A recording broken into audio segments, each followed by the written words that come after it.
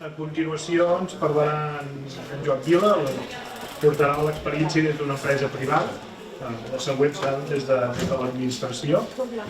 En Joan Vila és enginyer industrial per la Politècnica de Catalunya, enginyer en tecnologia paperera per la Universitat de Grenoble i la seva experiència professional destaca sobretot per ser el CEO de LCPP 1881, l'empresa paperera que tenim aquí a prop a Besalú. Ha estat també impartit classes a la universitat, escriu molts articles de divulgació, ha escrit també alguns llibres, tots ells sobre economia i energia.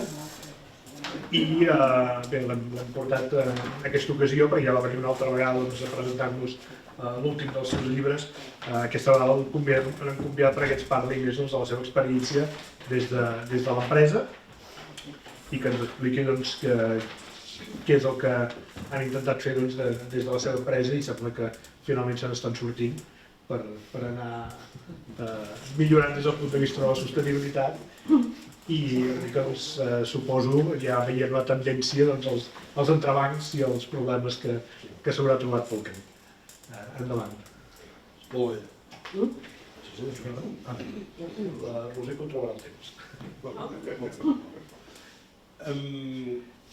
Gràcies per convidar-me. A veure si us puc ser útil. Intento sempre ser útil, encara que normalment el que soc és provocador. I per tant, el que fa és plantejar-vos preguntes que és l'important després pel davant. Nosaltres vam començar fa molts anys, ara veureu, aquí tenim una taula amb tota la història que hem anat seguint, però deixant a part com vam arrencar, el que ens preocupa en aquest moment és poder fer el camí ben fet. I el camí parteix, no sé si avui us ho han explicat això, parteix que hem de fer una reducció de CO2 de carboni important, que és aquesta d'aquí, que hem de baixar del voltant d'unes emissions a Catalunya de 6 tonelades de diòxid de carboni per càpita, hem de baixar a 1,7, però el més important encara és aquesta altra, perquè engloba l'anterior, que és que hem de baixar el consum de matèries primeres de 13 tonelades habitant a 6,5. I això és difícil. És a dir, la transició energètica no va només d'energies, va de tot. Va dels productes, va de què fa l'administració. Si hi ha algú aquí de l'administració catalana, deixin de formigonar el país. No cal formigonar el país, ja el tenim formigonat. No, hem de frenar el formigó. Hem de frenar, diríem, el consum d'acer. Hem de frenar el consum de plàstic, hem de frenar el consum de paper. Hem de frenar els consums. I els hem de fer, diríem, que la gent pugui consumir de forma diferent. És a dir, i nosaltres, d'alguna manera, part del nostre projecte passa per transformar la forma que es dissenya el paper per una altra amb molt menys material i menys energia, evidentment, i també menys transport. Això és tota una revolució. I normalment ens hem quedat només amb com fem per baixar les emissions. I no, hem de baixar el material, que és molt més potent que no pas baixar les emissions. Això és una mica la nostra part energètica. Nosaltres, tot aquest tinglado va arrencar l'any 1993 amb la central de cogeneració i a partir de llavors s'ha instal·lat una cultura a l'empresa d'estalvi. I ens ha portat fins a un segle avui. I no fins a un segle avui, sinó fins on volem ser d'aquí 2 i d'aquí 3 anys, que encara és més important. Aquí hi ha una mica el resum de tot el que hem fet, a part de quan va néixer l'empresa, que fa molts anys, que per cert va néixer a Borgunyà, és a dir, a Besalú ja és des del 1881, però prèviament estava aquí a Borgunyà.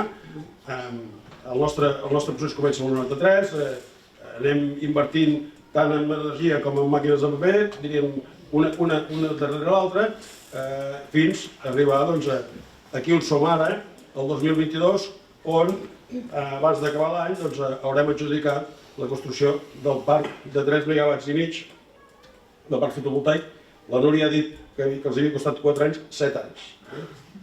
Això és una mica el que ens està passant en aquest país.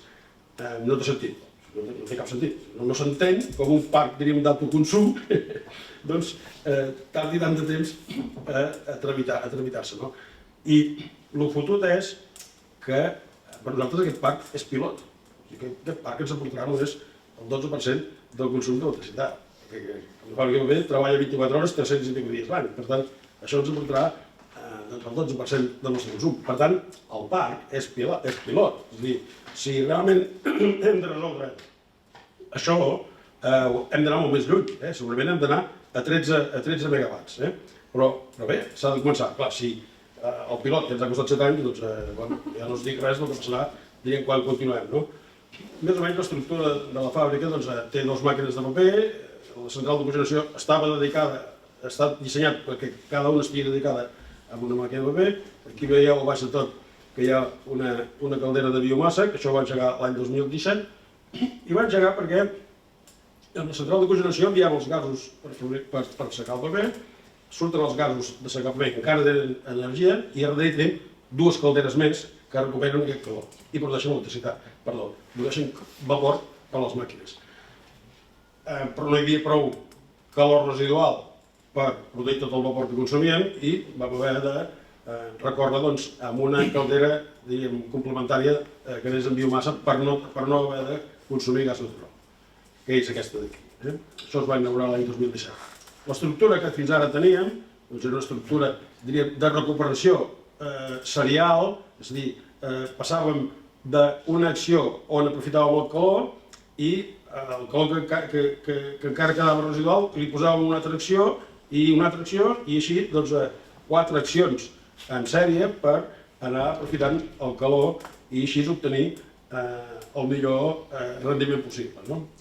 Realment l'eficiència aconseguida era altíssima, amb això ens hem convertit en un referent a Europa amb la faringia de Betisú, però tot això s'acaba perquè això nosaltres ho havíem bastit al voltant de la cogeneració i la cogeneració, tal com ve el nou escenari energètic, d'alguna manera desapareixerà tal com la coneixem. És a dir, fins avui la cogeneració treballava pla, és a dir, en el nostre cas produïem 12 megawatts i aquest calor el recuperàvem, i a partir d'ara, amb el nou escenari, això ja no podrà ser, perquè el nou escenari serà terriblement flexible i per tant ens quedem amb aproximadament la meitat del temps de l'any que serem, entre cometes, rentables i l'altra meitat de temps no serem rentables. Bé, això ens ha portat a repensar-nos des de fa temps i aquí hi ha una mica, perquè veieu el nostre camí que hem fet,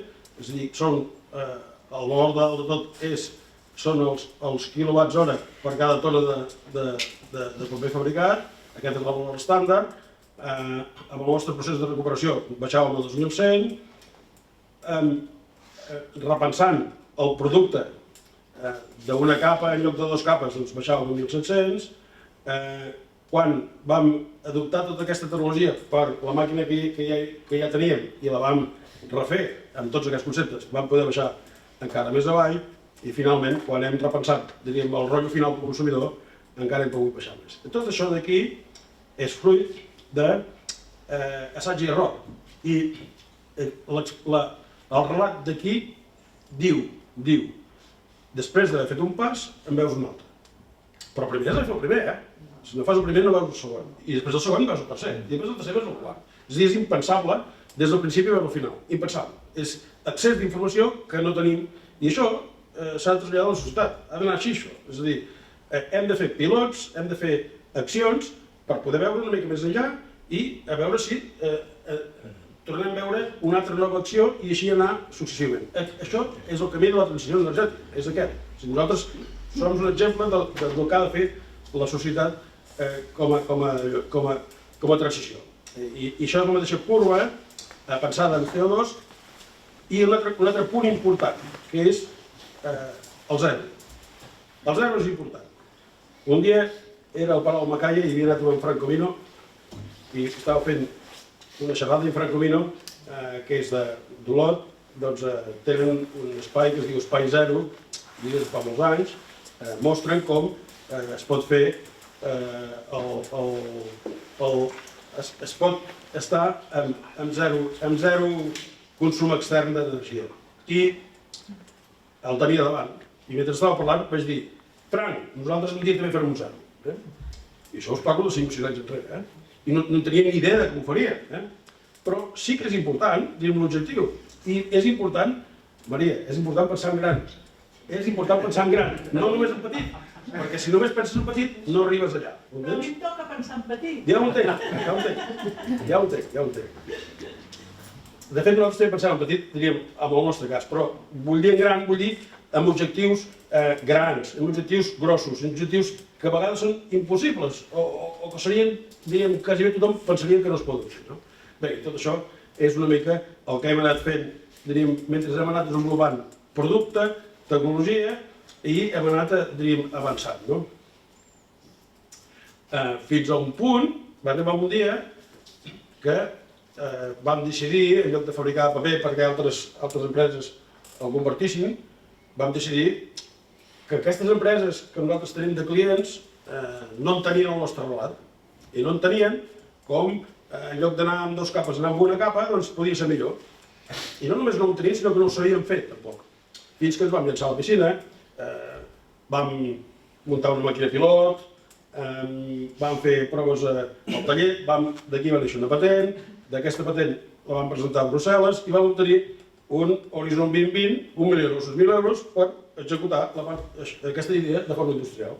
I patam, i aquí som. I aquesta idea, ja que hi érem, i que anàvem a dissenyar un producte que era més sostenible que pas el que hi havia, vam decidir no anar en plàstic, sinó anar en paper, anar en cartró. I després més endavant vam decidir, doncs ara que ja hi som, doncs en lloc de ser un producte blanquejat serà sense blanquejar, que encara serà més sostenible. I aquest camí és el que hem anat fent fins avui. Us he de dir que és molt difícil que el mercat entengui això, perquè el prototip de compra, que segons paraules de Mercadona és la senyora Maria, la senyora Maria no entén la paraula sostenibilitat. I quan va amb un lineal i en lloc de trobar el sac de plàstic troba una caixa de cartró, la senyora Maria no ho entén. I aquí ens fot una caixa de cartró aquí i hi un sac de plàstic. I aquest és un dels problemes que tenim, és un problema cultural. És a dir, fer entendre a la gent que el consum ha de ser de forma diferent i que ho ha de provar, si no ho proves i no t'hi acostumes, doncs realment no fas el canvi, doncs és segurament el problema més greu que tenim a la societat. Bé, aquí tenim l'esquema que teníem fins avui, i us acabo de dir que aquest esquema se'ns està caient, és a dir, a partir d'allà, diríem, aquest esquema no s'aguantarà tots els dies de l'any. Per tant, nosaltres hem de passar d'aquest esquema a un altre esquema. I aquest altre esquema és aquest, que és que hem de pensar en substituir tot el calor que nosaltres gastem, que ara prové d'una central de cogeneració com a gasos residuals, l'hem de pensar en una nova forma de generar a partir de biomassa. Aquí porto com 2 anys treballant amb això. Abans d'arribar aquí vaig intentar que fos biogàs. No me n'he sortit. A la Garrotxa no estan encara per aquesta feina. Ja arribarà, però de moment no hi estan per altres coses. Per tant, veient com la solució biogàs em portaria 5, 6, 7 anys, i jo ja en tinc 68, per tant això no podia ser, doncs vaig decidir que hauríem d'anar amb una solució assequible, per tant, en biomassa. Ja teníem experiència en biomassa, doncs per tant, ara es tracta de, en biomassa, no fer vapor, sinó produir gasos calents o produir un gas de síntesi, un gas pobre. I estem amb aquests 2 projectes. I no sé quin serà el que sortirà, si gas pobre o gasos calents, perquè encara no hem acabat del tot els projectes. Però per aquí va l'assumpte. És a dir, anem per substituir tot el nostre gas per o bé un gas de síntesi o bé gasos calents. I tot té complicacions. El gas de síntesi té moltes complicacions perquè és un gas molt pobre i els gasos calents té un problema, diríem, greu de filtració, perquè filtrant-ho sense graus no és fàcil, però bé, alguna cosa acabarem fent. I aquest és el camí que nosaltres estem treballant avui dia. I aquí és on arribarem al 0. És a dir, amb això arribarem a 0 d'octubre. Mentrestant, com que demà anireu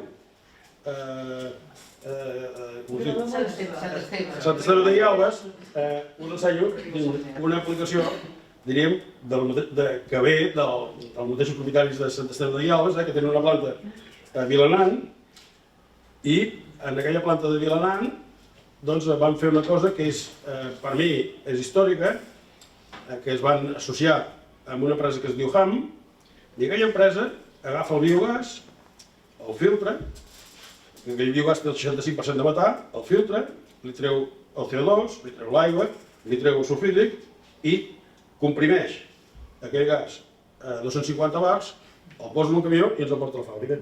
Genial, genial. El problema és que, clar, només ens aporta el 8% del nostre consum. Per tant, doncs, necessitaríem que totes les granges de l'Empordà facin això, però pot ser, pot ser. Quin problema hi ha amb el biogàs?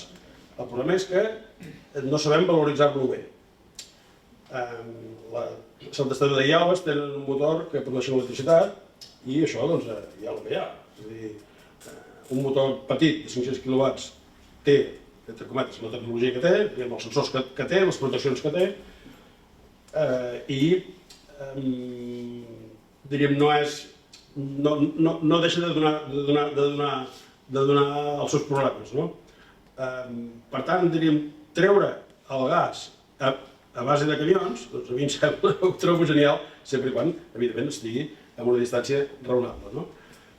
Doncs aquesta solució és possible que sigui la que toca a tot l'Alt Empordà i la que toca a Osona. És a dir, és possible que a les dues comarques aquesta solució sigui la que vindrà.